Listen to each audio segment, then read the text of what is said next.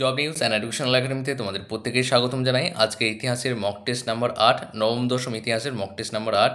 আর তোমরা যদি একাদশ দ্বাদশের মক টেস্ট চাও তাহলে অবশ্যই কমেন্ট করে জানাও। শুধুমাত্র নবম দশম করাচ্ছি, একাদশ দ্বাদশের জন্য যদি চাও তাহলে করানো হবে। প্রথম প্রশ্ন কি বলা হয়েছে দেখে নাও, প্রত্যেকে শেষ পর্যন্ত দেখো এবং 60-এর মধ্যে কত পাচ্ছ কমেন্ট করে অবশ্যই জানাও।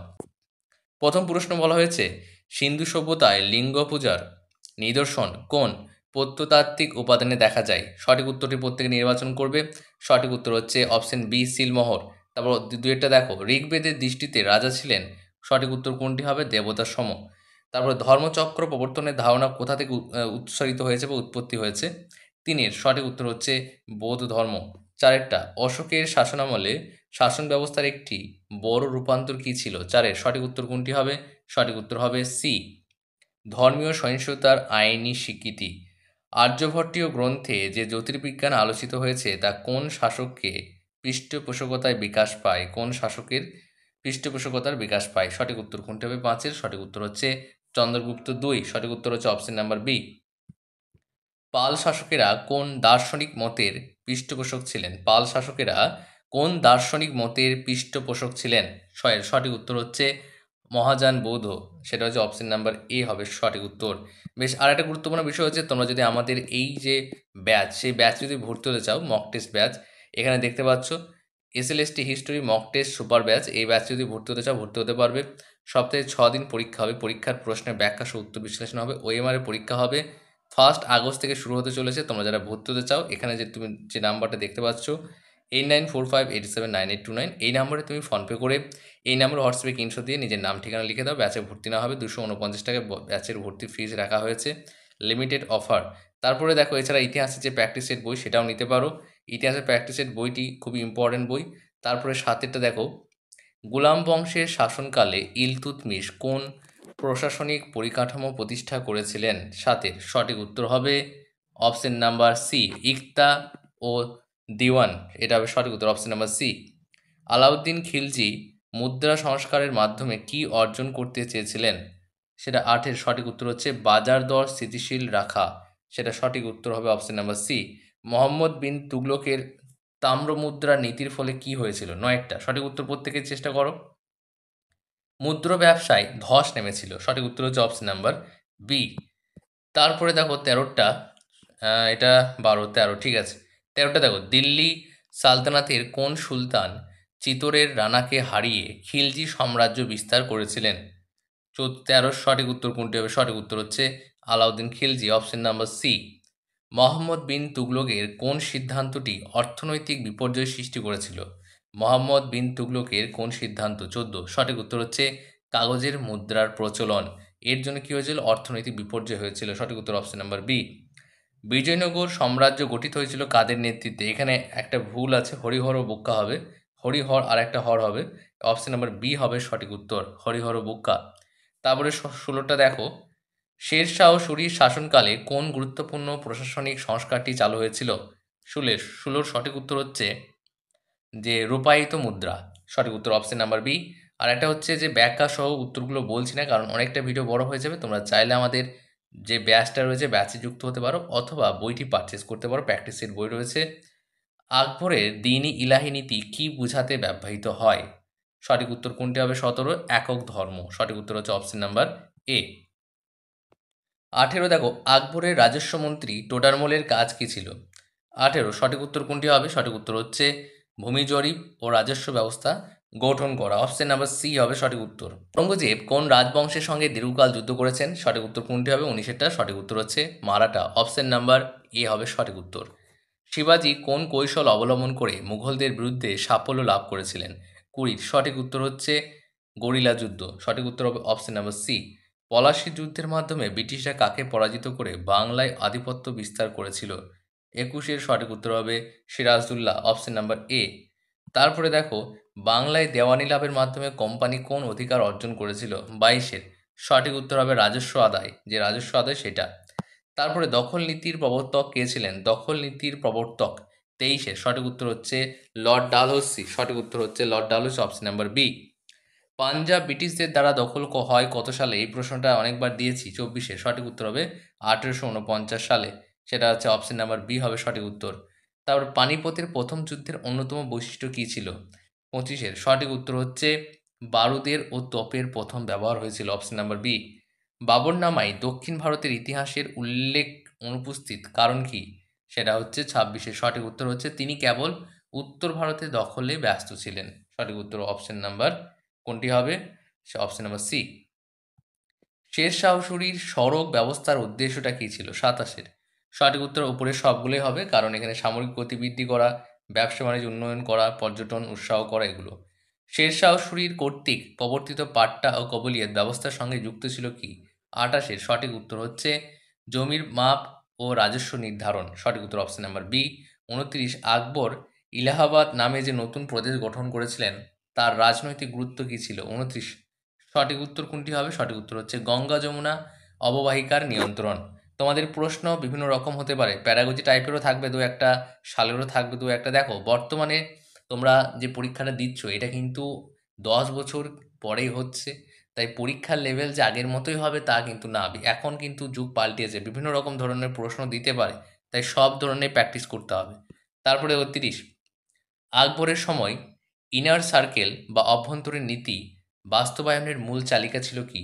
সঠিক উত্তর হবে মনসবদারি ও আমলাতন্ত্র। জাহাঙ্গীরের শাসনামলে চাহারবাগ শৈলী মূলত কোন ক্ষেত্রের সঙ্গে সম্পর্কিত? 31, সঠিক উত্তর হচ্ছে বাগান স্থাপত্য, অপশন নাম্বার বি। শাহজাহান শাসনকালকে মোগল স্থাপত্যের স্বর্ণযুগ বলা হয় কেন? 32, এই প্রশ্নটা রিপিট করেছি, আগেও করিয়েছি এটা। সেটা তাজমহল সহ বহু ভাস্কর্য নির্মাণ, অপশন নাম্বার সি। অরঙ্গজেবের মোতাসিব পদটি কোন দায়িত্ব পালন করত? 33, সঠিক উত্তর হচ্ছে অপশন নাম্বার বি, ধর্মীয় নীতির তদারকি। অপশন নাম্বার বি হবে সঠিক উত্তর, বি হবে সঠিক উত্তর।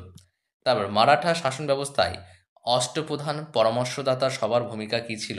34, সঠিক উত্তর হচ্ছে তোমাদের রাজনৈতিক ও সামরিক, অপশন নাম্বার সি। অরঙ্গজেব ফতে-ই আলমগীর নামে কাকে নিযুক্ত করেছিলেন?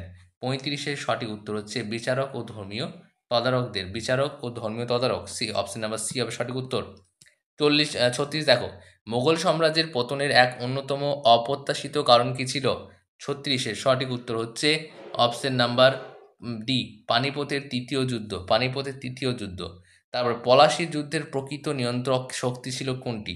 37-এর সঠিক উত্তর হচ্ছে জগৎ সেঠ ও মির্জাফর, অপশন নাম্বার সি। বক্সারের যুদ্ধে ব্রিটিশরা কাকে পরাজিত করে ভারত শাসনের অনুমতি অর্জন করেছিল? 38, সঠিক উত্তর হচ্ছে নবাব সিরাজউদ্দৌলা ও মুঘল সম্রাট। দেওয়ানি হস্তান্তরের ফলে কোম্পানির হাতে কোন ক্ষমতা এসেছিল? 39, সঠিক উত্তর হচ্ছে রাজস্ব আদায়। এই প্রশ্নটা কিন্তু ঘুরিয়ে দেওয়া হয়েছে, রিপিট হয়েছে। দ্বৈত শাসন ব্যবস্থায় প্রকৃত ক্ষমতা কার হাতে ছিল? 40, সঠিক উত্তর হচ্ছে কোম্পানির হাতে ছিল, অপশন নাম্বার সি। মহীশূরের টিপু সুলতানের পরাজয়ের অন্যতম কারণ কী ছিল? 41, পরাজয়ের কারণ ছিল উপরের সবগুলোই হবে, ইউরোপীয় মিত্রদের অভাব, কোম্পানির প্রযুক্তিগত আধিক্য, মারাঠা ব্রিটিশ জোট, সেজন্য কিন্তু মহীশূরে টিপু সুলতানের পরাজয় হয়। 42, লর্ড ডালহৌসি দখল নীতির কার্যকারিতা কী ছিল?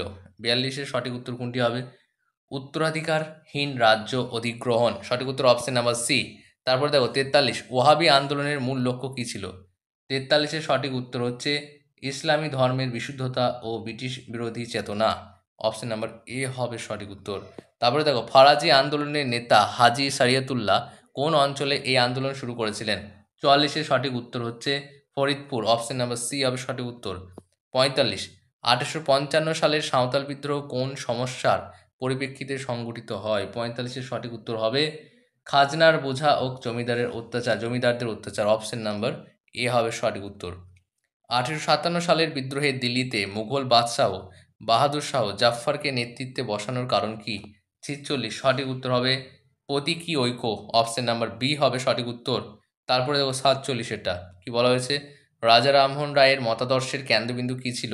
47, সঠিক উত্তর হচ্ছে যুক্তিবাদী ও ধর্মীয় পুনর্জাগরণ, option number B. Indian Association প্রতিষ্ঠার প্রধান উদ্দেশ্য কী ছিল? 48, সঠিক উত্তর হচ্ছে শিক্ষিত মধ্যবিত্তের রাজনৈতিক চেতনা বৃদ্ধি করা, অপশন নাম্বার সি হবে সঠিক উত্তর। বঙ্গভঙ্গ বিরোধী আন্দোলনের সময় বয়কট শব্দটি কিসের প্রতীক হয়ে দাঁড়ায়? একটু মিস্টেক হয়েছে, সেটা কোনটি হবে? 49, সঠিক উত্তর হচ্ছে বিদেশি পণ্যের বর্জন ও আত্মনির্ভরতা। তারপর হচ্ছে 50, লাল বাল পাল ত্রয়ীর মধ্যে কাকে ভারত মাতার অগ্রদূত বলা হয়? সঠিক উত্তর কোনটি হবে? 50। সঠিক উত্তর হচ্ছে বাল গঙ্গাধর তিলক, অপশন নাম্বার সি। গান্ধীজির হিন্দ স্বরাজ গ্রন্থে মূলত কি প্রচারিত হয়েছে বা হয়? 51। সঠিক উত্তর হচ্ছে ব্রিটিশ বর্জন ও আত্মনির্ভরতা। সঠিক উত্তর অপশন নাম্বার বি। 52টা কি বলা হয়েছে? রবেসপিয়ারের শাসনামলে সন্ত্রাসের রাজত্ব বলা হয় কেন? রবেসপিয়ারের শাসনামলকে সন্ত্রাসের রাজত্ব বলা হয় কেন? সেটা হচ্ছে অস্থির রাজনৈতিক বিপ্লবীদের হত্যা, অসংখ্য মৃত্যুদণ্ড, কর আদায়। 52 সঠিক উত্তর হচ্ছে অসংখ্য মৃত্যুদণ্ড, সেই জন্য কিন্তু বলা হচ্ছে। Option number C. দেখো, নেপোলিয়নের কোর্ট ন্যাপোলিয়ন ছিল। 53 কোনটি সঠিক উত্তর হবে? 53 সি, নাগরিক ও সম্পত্তি আইন। সঠিক উত্তর অপশন নাম্বার সি।